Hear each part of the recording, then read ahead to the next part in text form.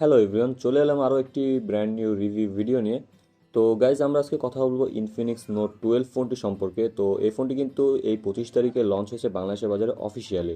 তো গাইজ, ফোনটি কিন্তু খুব গুড লুকিংয়ের একটি ফোন এবং এর পারফরমেন্সটাও কিন্তু মোটামুটি অনেকটাই ভালো। এবং এই ফোনটি কিন্তু বাংলাদেশের বাজারে একটি ভেরিয়েন্টই লঞ্চ হয়েছে আপাতত, সেটি হচ্ছে 6 GB র্যাম এবং 128 GB রম ভেরিয়েন্টে। এবং ফোনটির প্রাইস বাংলাদেশে অফিসিয়ালি রাখা হয়েছে 18,299 টাকা, অর্থাৎ 18,300 টাকার মতো। তো ফোনটি কেমন হবে এবং ফোনটি পারফরমেন্সটাও বা কেমন হবে এবং কী কী দিয়ে বিল্ড করা হয়েছে, তো সেই সম্পর্কে আমরা আজকের ভিডিওতে ডিটেলসে আলোচনা করব। তো রিভিউটি সম্পূর্ণ দেখার অনুরোধ রইল। তো গাইস, ভিডিওটি শুরু করার আগে যদি আপনারা চ্যানেলটি এখনও সাবস্ক্রাইব না করে থাকেন তাহলে অবশ্যই সাবস্ক্রাইব করে দিয়ে আমাদের পাশেই থাকবেন।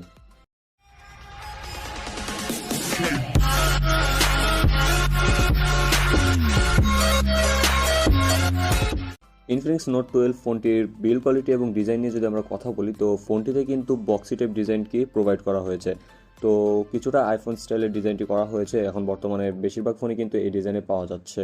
ফোনটির পিছনে থাকছে প্লাস্টিক বডি এবং প্লাস্টিক ফ্রেম, যার উপরে ক্যামেরা মডেলটি কিন্তু খুব সুন্দরভাবে বসানো হয়েছে, যার মাধ্যমে কিন্তু ফোনটির লুকসটা দেখতে অনেকটা ভালো দেখায়। পিছনে কিন্তু আমরা একটি ট্রিপল ক্যামেরা সেটআপ দেখতে পাবো, যার পাশে হচ্ছে একটি গ্লেজ ফিনিশিং দেওয়া রয়েছে। ফোনটির সামনের দিকে আসলে আমরা একটি ওয়াটার ড্রপ সেলফি ক্যামেরার পাঞ্চ হোল দেখতে পাবো।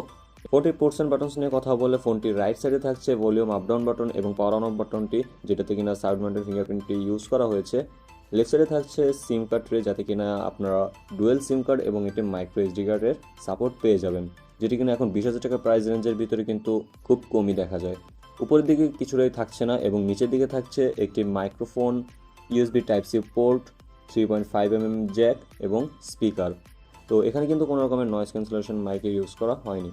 এছাড়া গাইজ, ফোনটির কিন্তু ইনহ্যান্ড ফিল্ডে কিন্তু অনেকটা প্রিমিয়াম কোয়ালিটির থাকছে, কেননা ফোনটিতে 184.5 গ্রাম ওয়েট করা হয়েছে এবং 7.9 মিলিমিটারের থিকনেস করা হয়েছে ফোনটিতে। তো ফোনটি খুবই স্লিম এবং খুবই লাইট ওয়েটেড থাকছে। তো ফোনটি কিন্তু আপনারা এক হাতে ইউজ করতে তেমন একটি কমফোর্টেবল ফিল করবেন না, দুই হাত দিয়ে খুব সুন্দরভাবে আপনারা ফোনটি ইউজ করতে পারবেন। যেহেতু ফোনটিতে 6.7 ইঞ্চিসের একটি সুপার অ্যামোলেড ডিসপ্লে ইউজ করা হয়েছে, যেটি কিনা ফুল এইচডি প্লাসের এবং এর রেজুলেশন থাকছে 2400x1080 পিক্সেলের। তো সেই ক্ষেত্রে আপনারা একটি বড় ডিসপ্লে পেয়ে যাচ্ছেন, যার মাধ্যমে ওয়ান হ্যান্ডে ইউজ করতে একটু অসুবিধা হতে পারে। এছাড়া ফোনের ডিসপ্লে কোয়ালিটি কিন্তু অনেকটা বেটার, যেহেতু একটি অ্যামোলেড ডিসপ্লে ইউজ করা হয়েছে। এছাড়া ফোনটিতে কিন্তু রেগুলার রিফ্রেশ রেট থাকছে। এছাড়া ফোনটির মাধ্যমে আপনারা মাল্টিটাস্কিং অনেক ভালো মতো করতে পারবেন। এছাড়া বড় ডিসপ্লের ফলে আপনারা মাল্টিমিডিয়া কনজাম্পশনগুলো অনেক সুন্দরভাবে করতে পারবেন। অপরদিকে আপনারা ডিসপ্লে থেকে ভালো একটি কালার আপনারা পেয়ে যাবেন, অর্থাৎ কোনো রকমের কালারের ঘাটতি থাকবে না, ওভার স্যাচুরেটেডও থাকবে না। অ্যামোলেড ডিসপ্লে হিসেবে খুব সুন্দর একটি ডিসপ্লে কিন্তু এখানে প্রোভাইড করা হয়েছে। অপরদিকে ফোনটি যদি আমরা কথা বলি, ফোনটি বাংলাদেশে 3টি কালারে অ্যাভেলেবেল রয়েছে, একটি ব্ল্যাক, ব্লু এবং আরেকটি গোল্ড কালার। তো ফোনটিতে কানেক্টিভিটি হিসেবে থাকছে ওয়াইফাই, ব্লুটুথ 5.0, জিপিএস সাপোর্ট থাকছে। এছাড়া USB type C port, OTG এবং এনএফসি সাপোর্টটি থাকছে না। এছাড়া ফোনটি আপনারা 4G সাপোর্ট পেয়ে যাবেন ডুয়েল সিমে। এবার যদি আমরা কথা বলি ফোনটির ক্যামেরা সেকশন নিয়ে, তো পিছনে কিন্তু আমরা একটি ট্রিপল ক্যামেরা সেটআপ দেখতে পাই, সাথে একটি এলইডি ফ্ল্যাশও। তো মেন ক্যামেরাটি এখানে 50 মেগাপিক্সেলের এবং 2 মেগাপিক্সেলের ডেপথ সেন্সর এবং 0.3 মেগাপিক্সেলের ম্যাক্রো সেন্সর ইউজ করা হয়েছে। তো এর মাধ্যমে কিন্তু আপনারা 1080pতে 30 FPS পর্যন্ত ভিডিও শ্যুট করতে পারছেন। এছাড়া আমরা যদি সেলফি ক্যামেরার কথা বলি, সেখানে কিন্তু 16 মেগাপিক্সেলের একটি সেন্সর ইউজ করা হয়েছে, যার মাধ্যমে কিন্তু আমরা 1080pতে ভিডিও শ্যুট করতে পারবো। তো 50 মেগাপিক্সেলের ক্যামেরার মাধ্যমে কিন্তু যথেষ্ট ভালো রকমের ফটোশ্যুট করা সম্ভব হবে, কিন্তু কিছু কিছু ক্ষেত্রে ওভার স্যাচুরেটেডও করে দেয়, আবার কিছু কিছু ক্ষেত্রে কালার কারেকশনটা ঠিকমতো হয় না। বাট মাঝে মধ্যে কিন্তু আপনারা খুব ভালো শার্পনেসওয়ালা ছবি পেয়ে যাবেন, অর্থাৎ খুব ভালো ফটোশ্যুট করতে পারবেন প্রায় সময়ই। এছাড়া দিনের আলোতে কিন্তু ফটোশ্যুটের মাধ্যমে খুবই ভালো হয় এবং নাইট মোডেও কিন্তু কোনো রকম মোটামুটি একটি কালার ব্যালেন্স করে রাখার মতো ফটোশ্যুট হয়ে থাকে।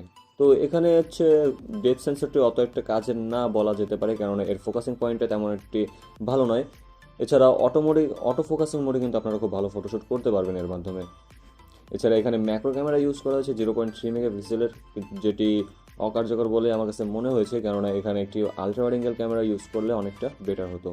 তো এই ছিল ক্যামেরার ব্যাকআপ। এছাড়া সেলফি ক্যামেরার মাধ্যমে কিন্তু আপনারা খুব ভালো সেলফি তুলতে পারবেন। তো এবার যদি কথা বলি ফোনটির পারফরমেন্স সম্পর্কে, ফোনটিতে কিন্তু মিডিয়াটেক হেলিও G88 এর একটি চিপসেট ইউজ করা হয়েছে, যেটি কিনা 12nm আর্কিটেকচারের বিল্ড করা একটি অক্টোকোর প্রসেসর। ফোনটির জিপিইউ হিসেবে থাকছে মালিজি 52MC2 এবং ফোনটির অপারেটিং সিস্টেমে থাকছে অ্যান্ড্রয়েড 11 এবং এক্সওএস 10.6। তো এর ইউআইটি তুলনামূলক মোটামুটি ভালোই, কিন্তু কিছু কিছু এক্সট্রা অ্যাপসগুলোর কারণে হচ্ছে ইউআইটি যেগুলো অপ্রয়োজনীয় অ্যাপ সেগুলো দিয়ে ভরা থাকে এই ইউআইটি, বাট সেগুলো ঠিক করে দিলে হচ্ছে ইউআইটি একটি বেটার ইউআই হয়ে উঠবে। তো অপরদিকে মিডিয়াটেক হেলিও G88 মোটামুটি একটি গেমিং প্রসেসর বলা যেতে পারে, মোটামুটি, অর্থাৎ খুব ভালো পরিমাণে যে গেম খেলতে পারবেন এমনও না। তাছাড়া 12nm আর্কিটেকচারে বিল্ড করা যেহেতু হচ্ছে ব্যাটারি কনজাম্পশনটাও কিন্তু অনেকটা কম পাবেন, অর্থাৎ খুব বেশি পরিমাণে ব্যাটারি ড্রেন করার একটু চান্স রয়েছে।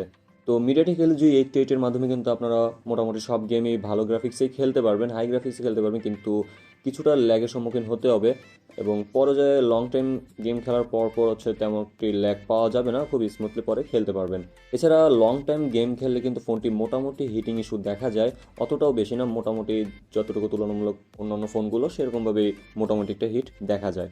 তো এর মাধ্যমে কিন্তু পারফরমেন্স অনেকটা ভালো পাবেন, কিন্তু এই বাজেট অনুযায়ী কিন্তু এই পারফরমেন্সটা আমার কাছে কম বলে মনে হয়েছে। তো সেই সম্পর্কে পরে কথা বলছি। তো ফোনটির এই চিপসেটটিকে ব্যাকআপ দেওয়ার জন্য ফোনটিতে ইউজ করা হয়েছে 5000 mAh এর একটি হিউজ ব্যাটারি, যাতে কিনা 33 ওয়াটের ফাস্ট চার্জিং সাপোর্ট করবে। তো এর মাধ্যমে কিন্তু আপনারা খুব ভালো ব্যাটারি ব্যাকআপ পেয়ে যাবেন, যেহেতু 12nm এর একটি চিপসেট, তো সেই ক্ষেত্রে ব্যাটারিটা একটু ড্রেন করবে বেশি, তারপরেও মোটামুটি 1-1.5 দিনের মতো আপনারা ইজিলি ব্যাকআপ পেয়ে যাবেন।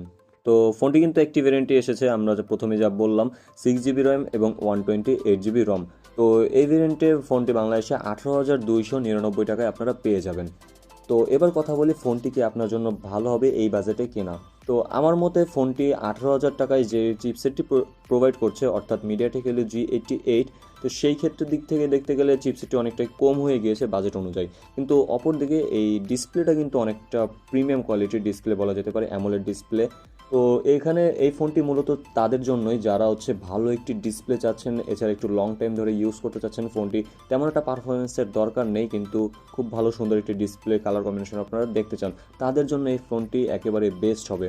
কিন্তু আপনারা যদি ভালো পারফরমেন্সের ফোন চেয়ে থাকেন, অর্থাৎ একটু ভালো পরিমাণে গেম টেম খেলবেন, এছাড়া অন্যান্য সব দিকগুলোই ঠিক থাকবে, তো সেই ক্ষেত্রে এই 18,000 টাকা বাজেটে ইনফিনিক্স নোট 12 না নিয়ে আমার মনে হয় অন্য ফোনগুলো দেখা অনেকটা বেটার হবে, যেমন কিনা রেডমি নোট 10 লাইট ফোনটি কিন্তু পারফরমেন্সের দিক থেকে অনেকটা ভালো এবং ক্যামেরা এর ব্যাটারি ব্যাকআপ অনেকটাই ভালো। তার পাশাপাশি রেডমি নোট 11 গ্লোবাল ভার্সন যেটি রিসেন্টলি লঞ্চ হয়েছে সেটিও কিন্তু অনেকটা ভালো, যেটাতে কিনা কোয়ালকম স্ন্যাপড্রাগন 680 চিপসেটটি ইউজ করা হয়েছে। তার পাশাপাশি অনেক ভালো ক্যামেরা ব্যাকআপও পাওয়া যায় এবং ব্যাটারি ব্যাকআপও পাওয়া যায়, তো সেগুলোও কিন্তু আপনারা লং টাইম ইউজ করতে পারবেন ফোনগুলো। তাছাড়া ইনফিনিক্স নোট 12 এই ফোনটি আপনারা আপনাদের বিবেচনা অনুযায়ী কিনবেন, অর্থাৎ আপনাদের কাছে যদি মানানসই হয়ে থাকে তাহলে অবশ্যই আপনারা নিতে পারেন ফোনটি, যদি আপনাদের কাছে পছন্দ হয়ে থাকে। কিন্তু এই বাজেট অনুযায়ী আমার মতে এই ফোনটি থেকে ওই ফোনগুলো দেখা কিছুটা বেটার হবে। তো বাকি সব ডিসিশন আপনাদের হাতে। তো গাইস, এই ছিল আজকে আমার ভিডিওটি। তো ভিডিওটি যদি ভালো লেগে থাকে তাহলে অবশ্যই একটি লাইক করে দিবেন এবং ফোনটি আপনাদের কেমন লেগেছে এবং পরবর্তীতে আপনারা কোন কোন ফোনের রিভিউ চান তো সেগুলো অবশ্যই আমাকে কমেন্ট করে জানাবেন। তো দেখা হবে বরাবরের মতো কোনো এক রিভিউ ভিডিওতে, ততক্ষণ পর্যন্ত খোদা হাফেজ।